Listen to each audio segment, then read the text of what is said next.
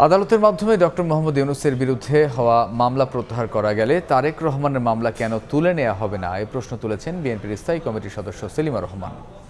সকালে জাতীয় প্রেস ক্লাবে আলোচনা সভায় অবিলম্বে তারেক রহমানের বিরুদ্ধে হওয়া সকল মিথ্যা মামলা প্রত্যাহারের দাবি জানান তিনি। সে সঙ্গে দ্রুততম সময়ের মধ্যে নির্বাচনী রোডম্যাপ প্রকাশের আহ্বান জানান সেলিমা রহমান। বলেন, দেশকে এখনও অস্থিতিশীল করার পরিকল্পনা করছে স্বৈরাচারের দোসররা। এ সময় রাজনৈতিক দলগুলোর সংস্কার প্রয়োজন বলেও মন্তব্য করেন সেলিমা রহমান।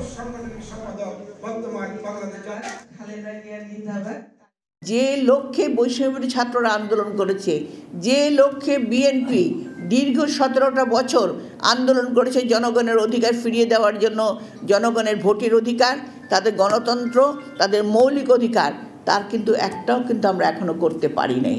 আমাদের মিথ্যা মামলা যদি সরকারের একটা আদেশে যদি চলে যেতে হবে, কেন এই মামলাগুলো এখনো ঝুলছে, কেন তারেক রহমান এখনো দেশে ফিরতে পারছে না?